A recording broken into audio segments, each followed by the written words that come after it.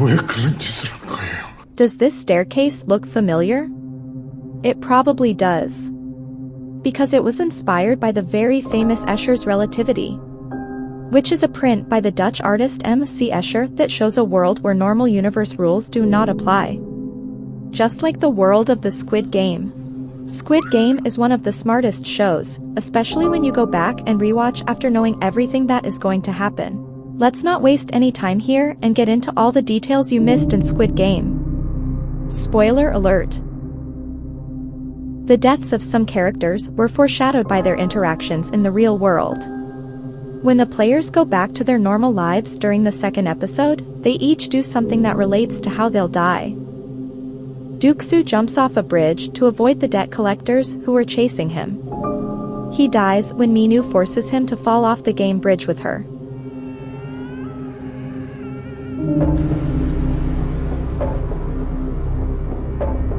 Ali steals money from his boss. He is later shot and eliminated after Sangwoo steals marbles from him.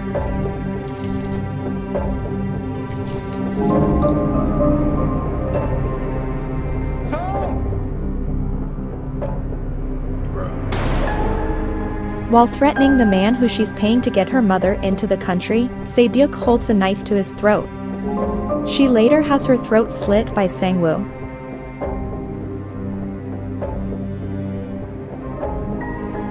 Sangwoo, the businessman, tried to kill himself when he was in the hot tub, and was eliminated from the game when he killed himself after Keon refused to.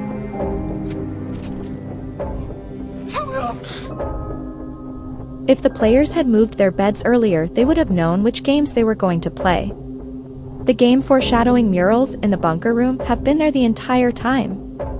During the 8th episode, viewers can clearly see giant murals on the bunker walls when the 3 remaining players return to the almost empty room. The stick figure drawings correspond with the games played, and they have actually been on the walls the entire time.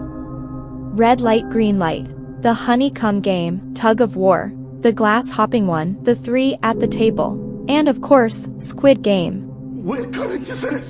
As we all now know the interesting twist in the end of the series.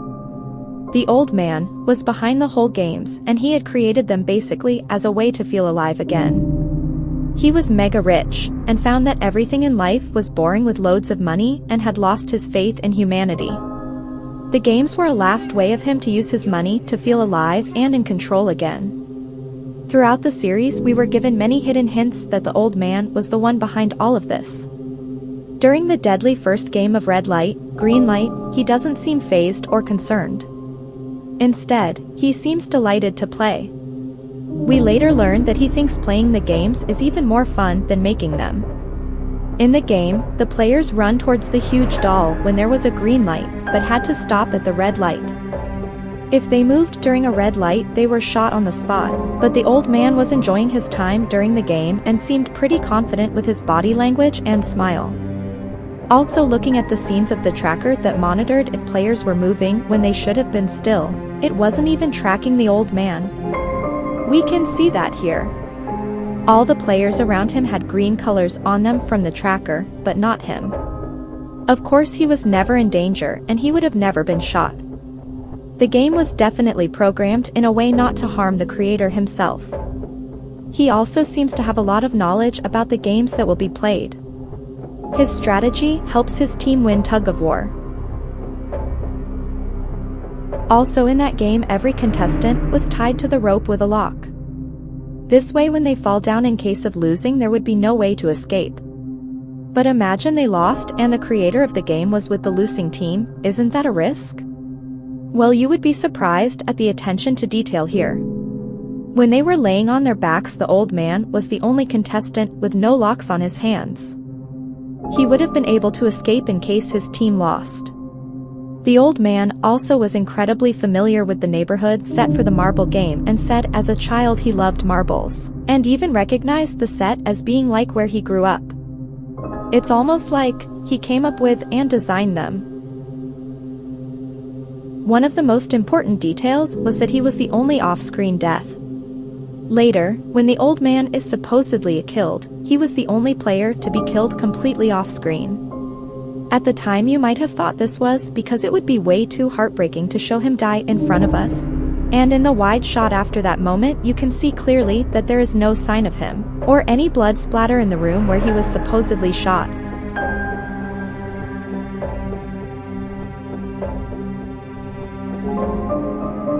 Player 1 is not included in the files for the current game.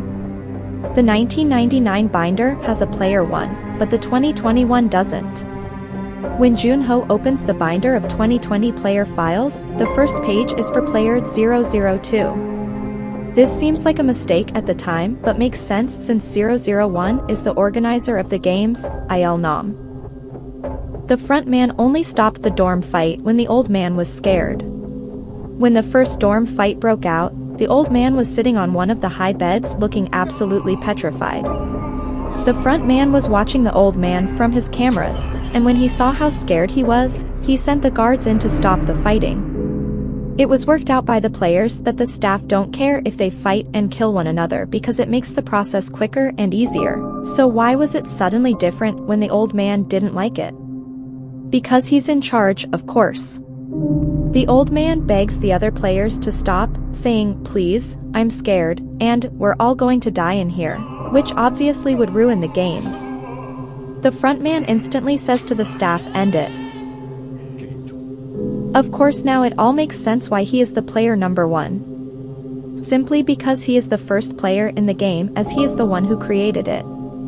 Not to mention, the old man's name translated into English is Number 1 Man. And in the montage, where we see multiple contestants are waiting for the van to re-enter the game, they are all gassed.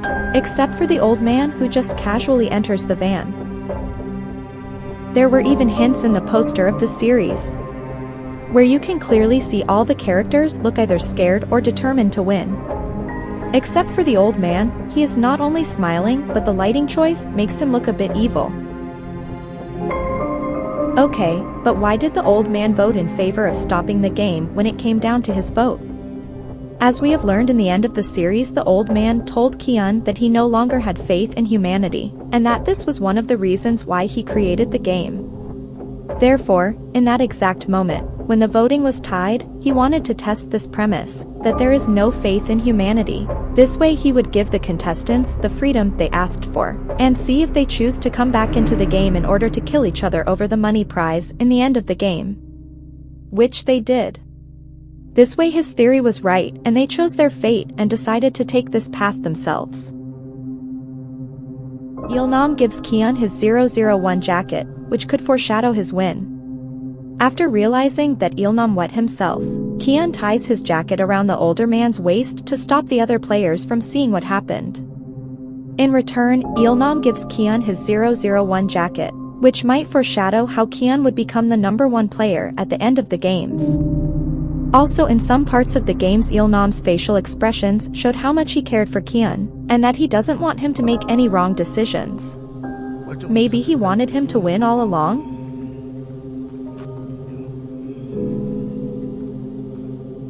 After a year of ruminating about his win, Kian alters his appearance and caps it off by dyeing his hair red in Squid Game. But why? In Korean culture, the color red symbolizes the yin, or masculine energy. By dyeing his hair this shade, Kian is perhaps announcing to the world that he has control over his life. There are also a number of theories around the color red. It could symbolize the blood that Kian had to shed in order to survive, whereas others believe it to be a proclamation of victory and impending danger for Kian's enemies, those that run the Squid Game. The color red also appears to tie in with the red and blue binary created in the Squid Game. While the players wore blue, the workers wore red. According to some, the choice of the color red is a sign that Kian, like Junho in Season 1, plans to sneak into the game as a worker and try to bring it down from inside. Perhaps in the new season, Junho and Kian will switch places with Junho as a participant and Kian as a worker. The Triangle staff members aren't the highest ranking, but they're the only pink jackets with guns.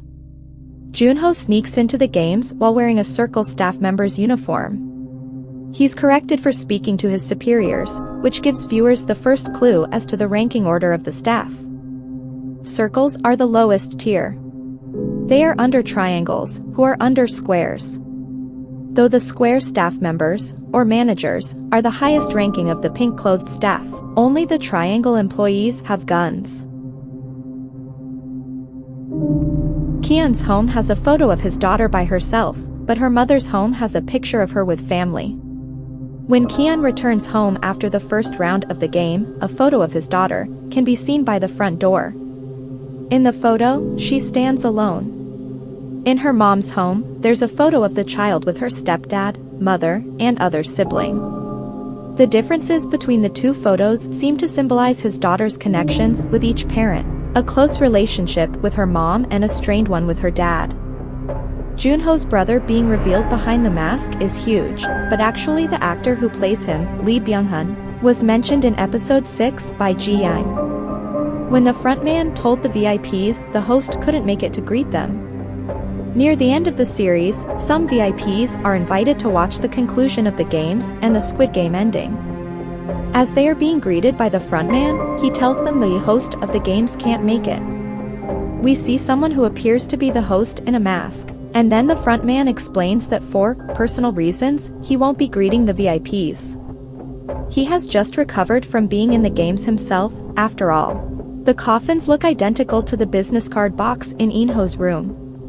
When Junho looks through Inho's room, he finds the business card for the game in a gray box with a pink ribbon. The coffins that the players' bodies are placed in are identical to this, with even the ribbons tied the same way, which symbolizes the death waiting for anyone who contacts the number on that business card.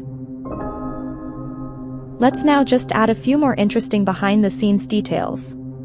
The dorm was designed to look like a warehouse, highlighting the way the humans in it are treated as objects. The design of the room with the incinerators was modeled after the Auschwitz concentration camp. And the playground set was made huge to resemble the way real playgrounds feel so big when you're a kid. Did you know that the sets where all the characters play the game were actually built in real life? And that the series had minimal visual effects added in post-production? Even the numbers of the extras were real. For example, in the red light, green light game there were actually 456 actors on set. There were a total of 456 participants. The participants were played by real actors that come from many nations, not just Korean. Also, did you know that the character that played Saebyuk so amazingly and made us empathize with her so much was acting for the first time ever? Yes, this was her first acting role even though she is considered a well-known fashion model in Korea. Seeing all these amazing details makes us wonder how much work had been put on the script itself. The script was in development since 2008, with Hwang Dong-hook, the director and writer of Squid Game, having to wait 10 years to be able to successfully pitch it and create it. I think we can all say it was worth the wait. If there is a season 2 of Squid Game, Hwang says it will explore the story of the frontman. Let us know in the comments what other interesting hidden details have we missed.